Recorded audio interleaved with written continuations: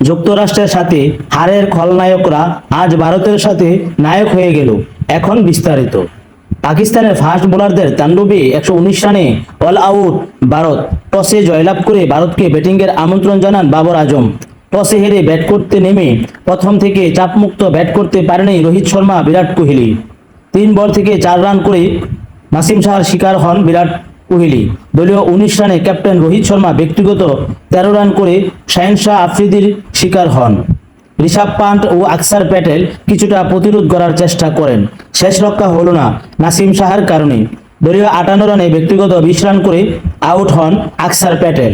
তখনও ঋষভ পান্ট কিছুটা প্রতিরোধ করার চেষ্টা করেন। পাকিস্তানের ফাস্ট বোলারদের নিয়ন্ত্রিত বোলিংয়ে সেই কাজ করতে পারেনি ভারতের বাঘা বাঘা ব্যাটসম্যানরা। দলীয় 89 রানে সূর্যকুমার আউট হয়ে গেলে আসা যাওয়ার মিছিল শুরু হয় ভারতের শিবিরে। 95 রানে পঞ্চম উইকেট দলীয়, 96 রানে ষষ্ঠ ও সপ্তম উইকেট দলীয়। 112 রানে হার্দিক পান্ডিয়া আউট হলে 20 ওভার ব্যাট করতে পারেনি ভারতের ব্যাটসম্যানরা। 19 ওভারে অল আউট হয়ে যায় ভারত। ভারতের হয়ে সর্বোচ্চ রান সংগ্রহ করেন ঋষভ পান্ট। 31 বল থেকে 42 রান সংগ্রহ করেন এই উইকেট রক্ষক ব্যাটসম্যান। বল হাতে পাকিস্তানি ফাস্ট বোলাররা তুলে নেন 9 উইকেট।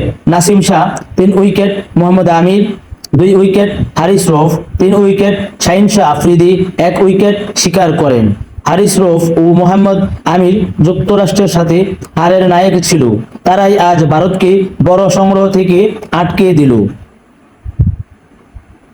ভারত, পাকিস্তান এবং যুক্তরাষ্ট্রের মধ্যে পয়েন্ট নিয়ে যেই টানাফোড়া লেগেছে, শেষ পর্যন্ত কে শেষ 4 নিশ্চিত করবে কিছুই বলা যাচ্ছে না।